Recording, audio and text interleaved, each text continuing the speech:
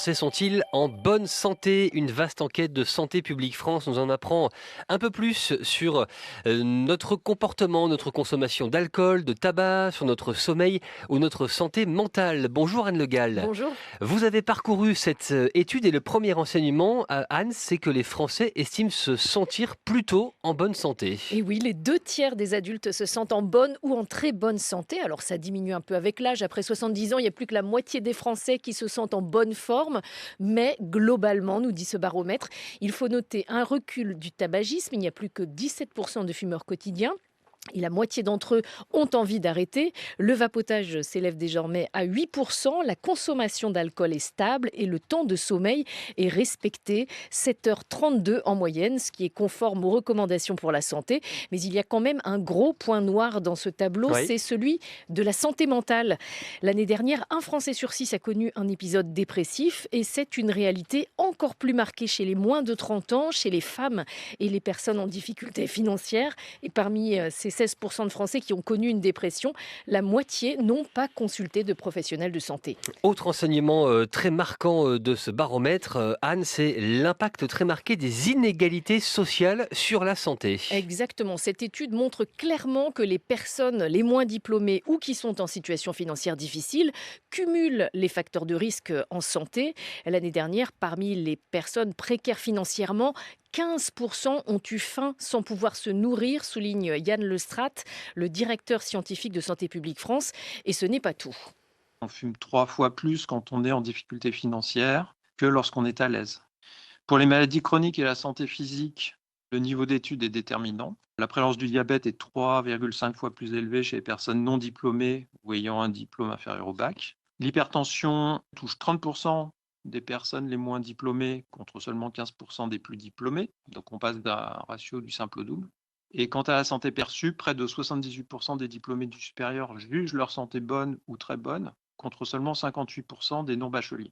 Alors on peut aussi noter que les impacts négatifs sur la santé ne se font pas toujours au détriment des mêmes catégories sociales.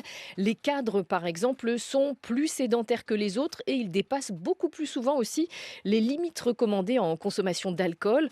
Pour mémoire, pour la santé, l'alcool, c'est maximum 2 verres par jour et pas tous les jours. À quoi peut servir ce genre de baromètre pour améliorer la santé des Français? Mais ça permet d'adapter les politiques de prévention, de mieux les cibler. Et cette édition 2025 montre aussi à quel point l'impact du climat devient un élément de santé publique majeur, car plus d'un tiers des Français déclarent avoir souffert physiquement d'un impact climatique l'année dernière. Et 70% des Français pensent que dans les 2 ans qui viennent, ils souffriront physiquement ou psychologiquement d'un événement météorologique extrême. Anne Le Gall, merci beaucoup pour ce tableau très large brossé par Santé publique France. Et nous sommes en ligne avec le docteur Hélène Rossineau. Bonjour. Bonjour. Vous êtes médecin de santé publique et de médecine sociale. Un mot sur ce chiffre de 7 Français sur 10 qui se disent en bonne ou en très bonne santé. Est-ce que vous êtes surprise? C'est vrai qu'on n'a pas forcément l'habitude de brosser un tableau positif de la santé des Français. Alors, c'est toujours bien d'entendre que les gens se perçoivent en bonne santé. Après, c'est du déclaratif. J'ai pas envie de baisser le moral des gens, mais ils le disent bien dans l'étude. Par exemple, l'hypertension ou le diabète, à chaque fois, ces chiffres, c'est ce que les gens ont déclaré. Donc, s'ils n'ont pas été dépistés, ils ne savent pas forcément qu'ils en sont atteints. Donc, c'est un ressenti. C'est important À prendre avec des de se pincettes. ressentir en bonne santé. À prendre avec des pincettes. On sait par exemple que 23 millions de personnes en France souffrent de douleurs chroniques. Le chiffre correspond pas forcément très très bien. Donc voilà, c'est un état des lieux déclaratif, mais comme toujours, ces états des lieux sont des chiffres globaux, pas forcément un miroir exact de ce qui se passe. Et tous les Français ne sont pas égaux face à la santé. Tous ne Non. partent pas avec les mêmes chances de vivre vieux et de vivre en bonne santé. Cette étude nous redit que les moins diplômés, les moins favorisés cumulent les facteurs de risque. Ils sont plus touchés par le tabagisme, par le diabète, par l'obésité. Ils ont une moins bonne santé mentale. Ça, on le retrouve à chaque étude. Comment est-ce que vous expliquez que ça continue, que ces facteurs sociaux continuent de persister? Pour moi, c'est parce qu'on prend le problème dans le mauvais sens. On fait beaucoup, beaucoup de campagnes de prévention qui sont des campagnes de prévention ciblées. On a la campagne pour, le diabète, la campagne pour le tabac, la campagne, bouger plus, la campagne manger mieux. On a de tout, mais à chaque fois, on s'intéresse à la pathologie et au comportement de la personne et pas au contexte dans lequel elle vit. Ah, moi, je veux bien, mais on se rend bien compte avec des baromètres comme ça que le point commun de toutes ces problématiques, c'est justement les inégalités et en particulier les inégalités socio-économiques. Donc, en fait, on demande aux gens de changer leur comportement, mais on fait en sorte qu'ils ne puissent pas changer leur comportement parce qu'ils sont dans un environnement qui fait que c'est pas possible pour eux de le faire. Qu'est-ce que vous Donc, on fait suggéreriez, vous? alors il y a pas mal de choses, mais déjà d'arrêter de moraliser les gens et de les faire se sentir coupables pour leur comportement, alors qu'ils sont par exemple dans une situation financière extrêmement difficile, mais surtout d'être un peu plus cohérent. Aujourd'hui, on voit bien que la santé touche tous les domaines. Elle touche l'environnement, elle touche le monde du travail, elle touche absolument tous les ministères aujourd'hui ont un lien avec la santé, même s'ils veulent pas tous l'admettre. Pour moi, si on commençait par exemple par voter une loi qui dit que avant de voter quoi que ce soit d'autre, on doit faire une étude pour vérifier comment ça va impacter la santé des Français, ça nous éviterait de voter tout un paquet de bêtises et surtout, ça permettrait de commencer à voir que la santé publique est un choix et que c'est un choix qu'on n'a pas fait aujourd'hui en tant que Mmh. société. Mais comment vous expliquez qu'on fume 3 fois plus quand on est en difficulté financière que quand on est à l'aise financièrement? Alors quelque chose de très peu connu par la population qui s'appelle le stress. Heu, si vous avez déjà été, anxieux ou angoissé par une situation, vous savez très bien que si vous fumez plus. Si vous buvez, vous aurez tendance à boire plus. Moi, je sais que, c'est le pain et le fromage qui me calment quand je stresse. Mais du coup, ça va plus du côté, des problématiques des maladies cardiovasculaires. Mmh. On est dans un environnement qui est extrêmement difficile. Enfin, quand vous ne savez pas ce que vous allez manger ou faire manger à vos enfants, quand vous savez pas comment vous allez finir la fin du mois, très clairement, vous essayez de faire diminuer le stress comme vous pouvez et ce qui vous viendra à l'esprit, c'est pas forcément d'aller faire du sport parce que peut-être que vous pouvez même pas vous payer une paire de baskets. Donc c'est pour ça que je vous dis, on prend le problème dans le mauvais sens. C'est on dit aux gens: «Changez vos comportements», mais on les met dans des situations dans lesquelles, heu, le comportement est juste une adaptation, et pas juste une motivation.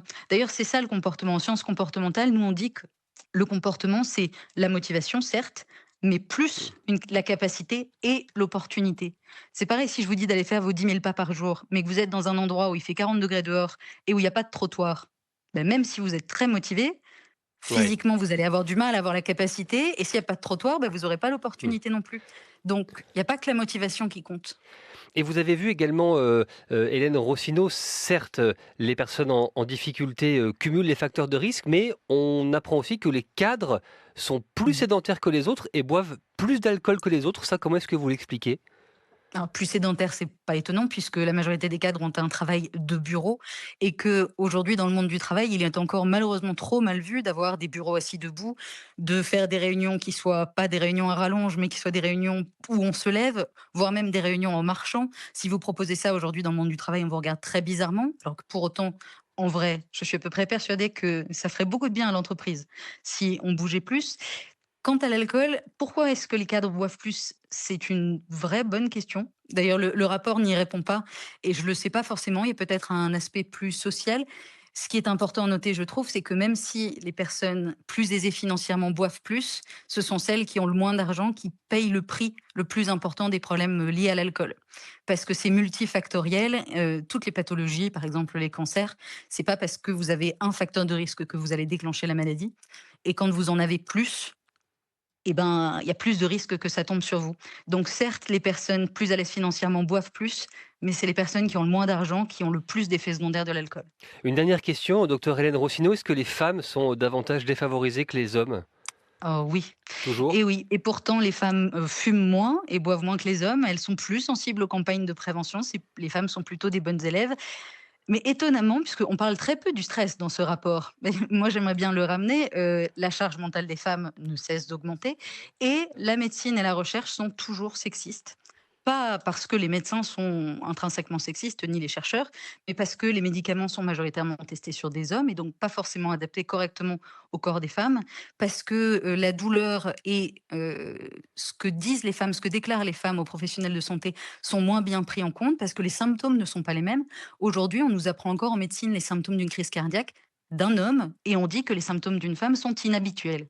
Ben non, ils ne sont pas inhabituels, on représente la moitié de la population. Donc tant qu'on n'apprendra pas à soigner correctement les femmes et qu'on ne fera pas une vraie recherche à égalité basée sur les hommes et les femmes, et ben forcément les femmes payeront toujours le prix de ce sexisme latent. Merci beaucoup, docteur Hélène Rossineau, d'être passée par France Info cet après-midi. Vous êtes médecin de santé publique, médecin également en médecine sociale.